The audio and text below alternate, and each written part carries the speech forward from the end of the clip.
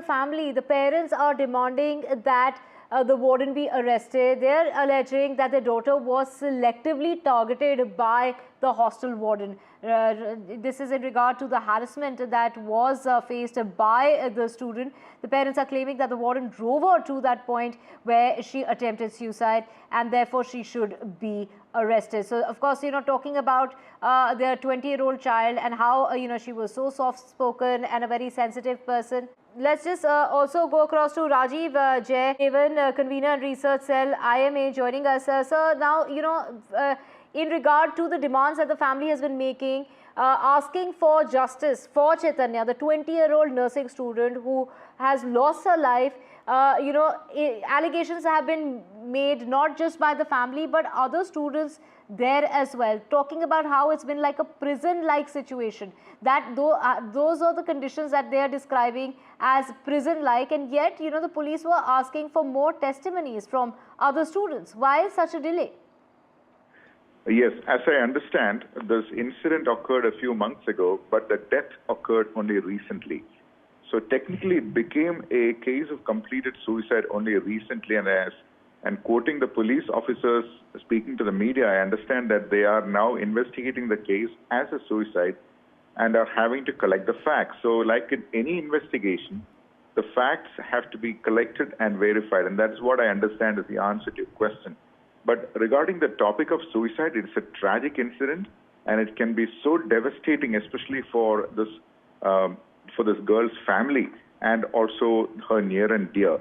When a suicide happens, it's very important that the facts are collected and an impartial investigation is done as to what actually led to the event. In a suicide, generally speaking, there is host and there's environment. That is, when the victim, what is the victim status, and then what were the circumstances around the victim. And so it really requires a lot of in-depth investigation, like you mentioned, the testimonies from people who live in that facility, who have had similar backgrounds, whether people have had similar experience, what the woman's background was, did she have any underlying conditions. All of these are important. But that being said, as I mentioned in our panel yesterday, what most people don't understand is that suicide can occur in a matter of 10 minutes. That is, if a person suddenly thinks of it, the person may go on and do the act within 10 minutes. In fact, 48% of suicides are done in an impulsive manner.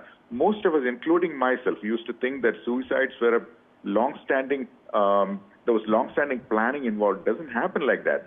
So my message to the community would be, if anyone around you is unduly stressed, appears sad, or is even thinking of saying things like their life is not worth living, I want to end my life, you must take it very seriously.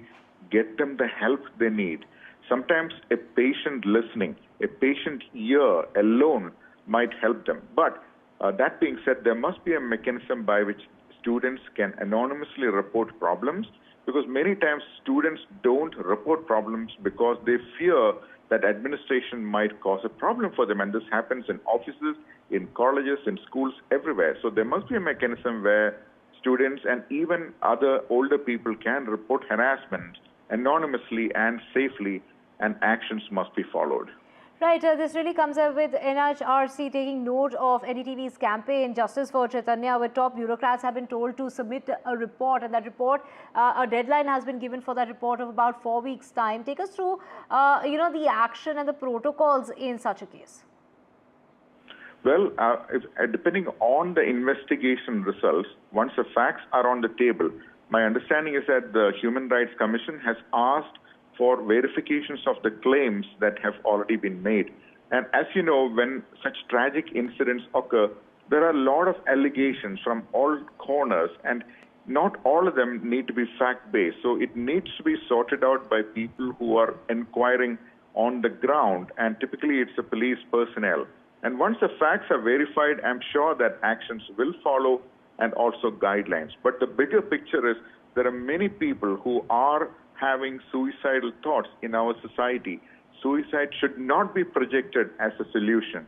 And it's very important that we are careful when we talk about this condition, when we report this condition, we must make it clear that this is not a solution. It's a complication that has to be prevented at all costs. Right. Thank you so much, Dr. Rajeev Jayadevan, for breaking it down for us. In such situations, what are the protocols that one needs to follow? And of course, suicide is not the solution, like the doctor mentioned. And of course, there are many factors that can lead up to such a situation. But also, sometimes it could be a trigger which could perhaps, such an action could take place within 10 minutes of a trigger. Thank you, doctor, for speaking with us on NDTV 24/7. And with that, we're slipping into a very short break. Back with a whole lot more on the other side. Thank you so much for watching.